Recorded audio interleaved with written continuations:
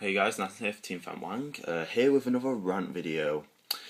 This week it's, I can't say this week because last week I really couldn't get round to it with work and stuff. But this week it's going to be about copycat decks, net decking, whatever you want to call it. Simply, there is 4, maybe 5, depending on your opinion, of decks that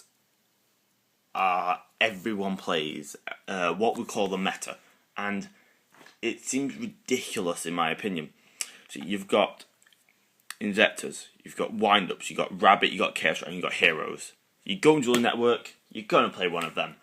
And it feels like why? Why are these decks so big or so important? I don't get it, because they're not interesting to play. To start off with, they're not. Let's be honest, guys. They're very straightforward, very boring. Everyone plays them.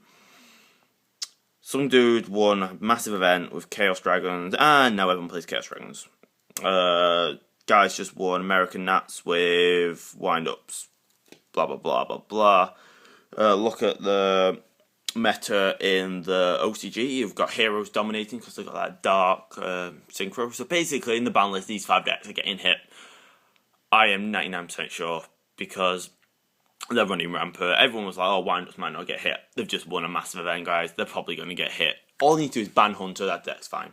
But it's, why on earth do you need to run these decks? I mean, they're good, they're easy, but what's the point? There's so many other decks out there that are competitive, that can do so much damage in the meta. Now, I love zombies. Maybe not the most competitive deck at the moment, but you can build them well. You can build Chaos Zombies and they dominate certain decks. My Light Rays at the moment, I couldn't ask about getting them out, so that's just what I'm representing them with. I haven't dominated most decks that I play against with it. I just haven't played it that much recently because I'm almost feeling that's getting a bit dull right now, but I'll probably play it again soon. But that dominates Rabbit. That dominates Inzektors. Chaos Dragon's not so much, but, every deck has a bad matchup. And Windups, I barely ever lose to Windups. Gusto. Rabbit, just what? Ridiculously easy. Awful against Chaos Dragon. Oh, absolutely. I can't beat Chaos Dragon for the life of me with it.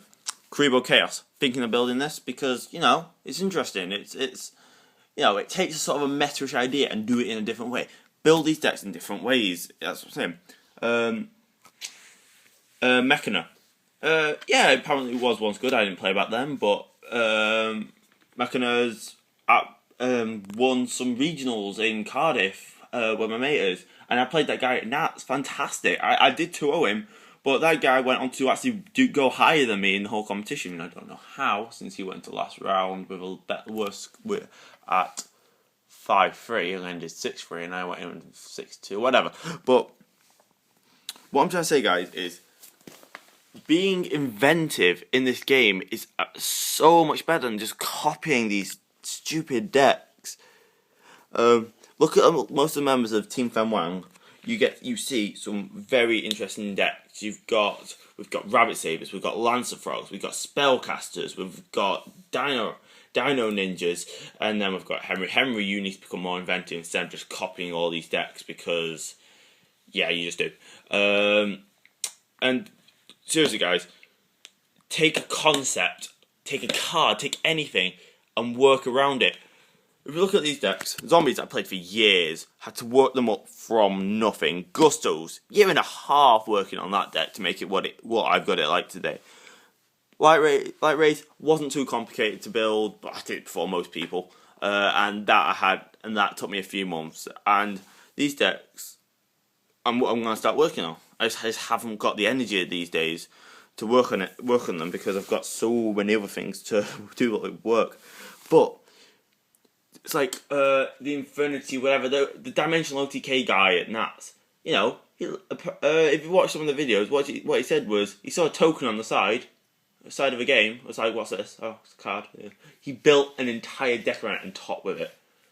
Being inventive in this game can pay off, and not just following it. Because also to be siding, man, I have never been sided against with that or that. Dimensional. So what? You know it's coming. You know with Rabbit they're going to get Macro. You know with Zeta's going to get Fissure. You know with Windups they're going to get Fissure. And you know... you know what is coming with the siding with 9 out of 10 decks. You know. So why wouldn't you prepare for that with making their sides useless? My mate, we built him a sort of like an anti-meta-ish spellcaster because he loves spellcasters. You know, I think he went 5-4 at Nats or something. You know, he did really well, and we all worked together to build that for him, and it paid off. And then another mate, he played Chaos Strang's absolutely scrubbed. You know, being inventive pays off, and people were saying to him like, "So what deck are you running?" We couldn't even really answer it because, you know, we didn't even know. We threw these cards together that worked in sync, and you know, I guess we could probably call it anti-meta chaos spellcasters or whatever. But you know, no one could side against him. It was like they got there and it was like, "So what do I side against you?" And there isn't anything you can side. You know, Shadow Imprisoning Mirrors maybe, but you know. Seriously, guys, just try it out because it's another aspect to the game. It's like the top players, you know, don't leave it to them. You don't leave it to these players that it's like, oh wow, you know, Soul Taker, this is a really good card. You go out and discover these cards. Anyway, bit of a promotional encouragement video there. So anyway, yeah, Nasan 2.1, peace out.